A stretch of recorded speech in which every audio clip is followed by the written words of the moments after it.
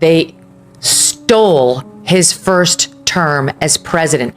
These absolute liars who run around trying to act like they're the protectors of democracy completely ruined it, tried to undermine it at every turn and at the highest levels with lies, with out and out lies that were really serious, and changed foreign policy and changed the course of history in this country in Trump's presidency.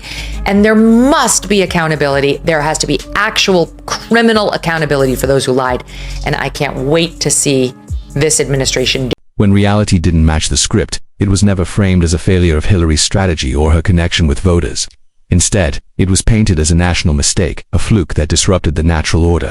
Megyn tore into that attitude like it was prime material for satire, because it was the roast picked up speed when Megyn pivoted to Hillary's media dance. The way she cozies up to outlets when they're favorable, then treats them like enemies the moment coverage turns critical. Hillary Clinton has a very weird and I think shitty marriage. I don't think she has a husband who is in love with her or faithful to her. And I think I can't really blame him because she seems to have accepted this behavior since the inception of their marriage. And so past his prologue, you're going to get what you tolerate. You know, what you permit, you promote. She spent all of her daughter's upbringing away, at work, at the law firm, in the White House, running for office. And Megyn hammers that point hard, tearing apart Hillary's habit of portraying herself as the eternal victim of misunderstanding or political smear campaigns. Even when the controversies were fueled by her own choices, Hillary acted as if the only constant in her political weather report was heavy clouds of confusion, all caused by everyone else. She's perfected the art of turning personal accountability into a group project, where the blame gets spread so wide it's no longer recognizable. The roast cut even deeper when Megyn dug into Hillary's brand of feminism, one that seemed less about empowering women and more about protecting the image of Hillary herself. It was weaponized equality, every criticism repackaged as sexism, even when the issue was about real actions or policies. The assumption wasn't just that she could win, it was that she should win. That the presidency was already a chapter written, just waiting for the calendar to catch up. In the Durham Annex, like full screen grabs of the Russian memos that the Dutch got their hands on and leaked to us, where the Russians are recounting exactly what they saw Leonard discussing about this Hillary Clinton fan and emissary, Julianne Smith, and how they were going to stop Trump, undermine Trump, but most importantly, distract from Hillary's email scandal. Hillary's image makeovers have almost become a comedy routine of their own, a carousel of staged coffee shop drop-ins, awkward laugh sessions, and moments that feel more rehearsed than a Broadway show. Every cycle, it's a new rebranding mission. One year, she's the grandmother next door baking cookies and sharing family stories. The next, she's the fearless world leader standing on a debate stage, like she's auditioning for the role of commander-in-chief in a high-budget political drama. And through it all, the consistency isn't in her message, it's in how scripted it all feels. She doesn't just have talking points, she has emotional cues built into her performance, as if someone off camera is holding up signs that say smile or be relatable like it's a sitcom taping. For decades, there's been this dangling promise. Give her the right platform, and she finally explain it all.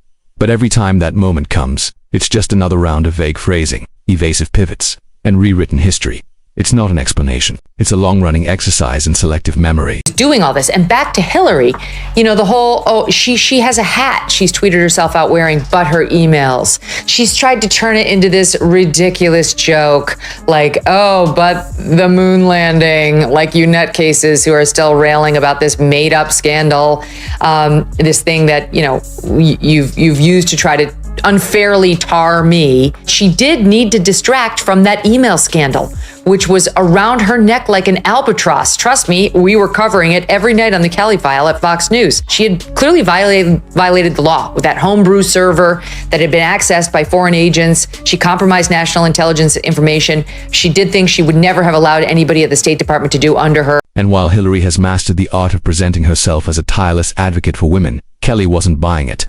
Advocacy means putting the cause above yourself, but Kelly argued that Hillary's version has always been about blending the two so tightly you can't tell them apart. Support her, and you're supporting the cause. Criticize her, and suddenly you're attacking the cause. It's a political shield disguised as moral high ground. Then Kelly dragged the post-White House career into the spotlight, the lucrative speaking gigs, the high-profile media projects, the endless public appearances that keep her relevant without the burden of actually holding office. To Kelly, This was the portrait of relentless self-preservation, a master of optics, a career politician whose greatest achievement may be convincing the world that merely surviving is the same as leading. Clinton, of course, is the original election denier. I'm sure you voted for her in 2016. Well, she's not an election denier. She absolutely was the OG election denier. First of all, she came out before the sun had risen to concede the election to Trump. And then spent the next 4 years saying he was illegitimate. He was an illegitimate president. Okay, well, first of all, she didn't say he was an illegitimate. Yes, she did. You tell me exactly what she said. She said those exact words repeatedly. Hillary's endless reinvention attempts didn't escape either. Every few years she comes back with a new tone, a new wardrobe, a slightly updated persona meant to feel fresh. But Kelly sliced through those costume changes with surgical precision. It's the same playbook, the same talking points, the same carefully timed pauses and speeches designed to look human. Authenticity, Kelly reminded her audience, isn't something you can pencil into a calendar between donor lunches. And then came the media's role. Kelly scorched away much of the press has spent years cushioning Hillary's image, downplaying scandals, reframing controversies, or spinning them as overblown attacks. The problem, Kelly argued, is that this doesn't protect democracy. It protects a politician from the scrutiny that should never be negotiable. When the media turns into a PR arm, the public doesn't get facts, they get propaganda. Behind the soaring rhetoric and polished delivery lies a steady stream of platitudes, lines crafted to sound profound without ever taking a real risk or promising real change. Kelly compared them to empty calories. They fill the space. They feel satisfying in the moment, but they leave you no better off than before you heard them. And Kelly ended with a blunt reminder, this woman should be in jail. And that leaves me back to Schellenberger here. This is page 4 of his report.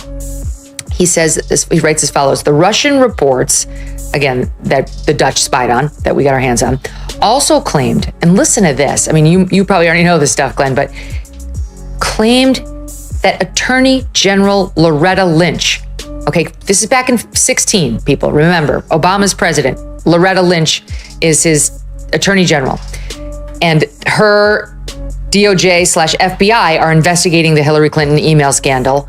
And also now we learn simultaneously working with the Hillary Clinton campaign to bury that scandal in favor of calling Trump a Russian agent.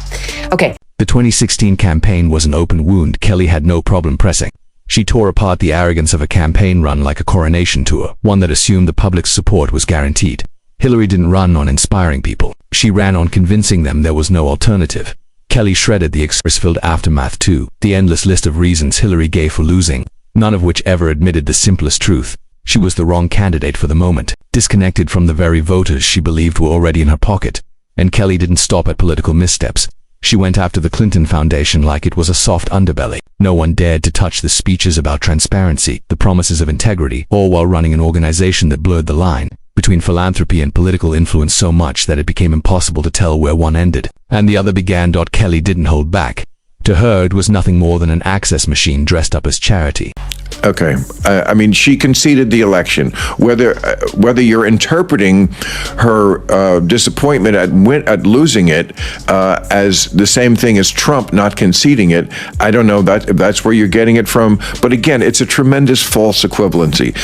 You could ask Hillary Clinton right now, who won that election? She will tell you. Donald Trump won the election. Now she knows she has to because of what Trump... She didn't spare the hypocrisy either. Hillary's public image leans heavily on speaking for the underdog, the working class, the marginalized. Yet her donor lists and inner circle look more like a global power summit, packed with Wall Street executives, foreign leaders with shady records, and elite backers who wouldn't recognize an average American unless they were serving appetizers at a fundraiser. Kelly hammered that point until it was impossible to ignore. You can't claim to be the champion of the people while cashing checks from the very system that keeps those people down. She got away with murder. Lock her up was right and righteous. And Trump actually should have gone after her when he took office back in 17, January of 17. The only reason it appears that the FBI didn't go after her is because the fix was in. And Loretta Lynch was really clear she wasn't going to do that to Hillary and was telling the Hillary campaign. Then Kelly tore into the sense of entitlement. Hillary's political presence has always carried that faint air of you owe me. Every campaign, every speech, every carefully planned appearance gave off the expectation that she was the inevitable choice, the safe pair of hands, the only adult in the room. Kelly ripped that story apart, reminding everyone listening that inevitability is nothing more than arrogance in a tailored suit. Trust isn't earned by assuming it's yours, it's earned By delivering dots and for all of Hillary's titles, Kelly demanded to know where were the groundbreaking results hiding. Woman should be in jail. Literally, Hillary Clinton should be behind bars. And so should the people who worked for her who did this. This is so blatantly corrupt. She wanted to distract from her email scandal. She cooked up a plan to accuse Trump of being a Russian agent in order to distract. Then Kelly tore into the sense of entitlement. Hillary's political presence has always carried that faint air of you owe me. Every campaign, every speech, every carefully planned appearance gave off the expectation that she was the inevitable choice, the safe pair of hands, the only adult in the room. Kelly ripped that story apart, reminding everyone listening that inevitability is nothing more than arrogance in a tailored suit. Trust isn't earned by assuming it's yours, it's earned by delivering dot and for all of Hillary's titles. Kelly demanded to know where were the groundbreaking results hiding. Look, we kind of have to do this for window dressing, but don't worry, I've got you. That's what's alleged in these documents. And Hillary has been acting like she's the one who's been wronged. This is all a made-up scandal, and the evil Trump who said she ought to be behind bars is so out of line. Meanwhile, Trump didn't do it. Everybody knows Trump didn't go after her criminally with his DOJ when he took office. And yet, as soon as he was out of office, they did it to him. If you're enjoying this video, don't forget to subscribe to the channel and hit the bell icon. Kelly went straight for the foundation of Hillary's image, the seasoned stateswoman act. To her, this wasn't wisdom at all. It was just surviving the storm of politics by hiding behind influence and powerful connections, strong enough to shield her from consequences that would crush lesser players. Hillary's long run in public life, Kelly argued, wasn't proof of unmatched skill. It was proof of how deeply the system protects its own, as long as the name at the center is useful enough. Made up a scandal about Trump being a Russian asset. And they banked on the intel agencies working with her to perpetuate this lie, and it appears they were only too happy to assist. That's what this scandal's about. Pieces of it we knew. New pieces are coming in by the day thanks to these declassifications. And it's downright shocking. Do not believe that there's no there there. The people who are saying that are wrong. Hillary Clinton has spent decades moving through politics like a force of inevitability, wrapped in the confidence of someone convinced her place in history was guaranteed. Megyn Kelly came at that self-made legend like a buzzsaw, tearing apart the polished image and exposing a career built not on real results, but on survival. This wasn't gentle, it wasn't cautious critique, it was a scalpel cutting straight through the myth, revealing the raw and unflattering core beneath. Bless our servicemen and women, the guys in uniform, the guys who liberated the world. Such a great reminder of the best America has to offer and the responsibility we all share in securing our nation's future. Unfortunately, this being political season, not everyone took the high road. Take a look at this tweet from Hillary Clinton. 80 years ago today, thousands of brave Americans fought to protect democracy on the shores of Normandy. This November, all we have to do is vote. She can't let it go, even on a day like this. Well, to her, because for the rest of us, our minds and our hearts are in the right place. Megyn Kelly came out swinging like a seasoned political prizefighter, and Hillary Clinton was the unlucky rival in the ring. With each sharp jab, Kelly ripped through decades of polished political armor, exposing the cracks Clinton had tried so hard to hide. This wasn't just a roast, it was a careful takedown, leaving no scandal untouched, no contradiction overlooked by the end. Clinton's carefully built image looked less like a fortress and more like a fragile house of cards,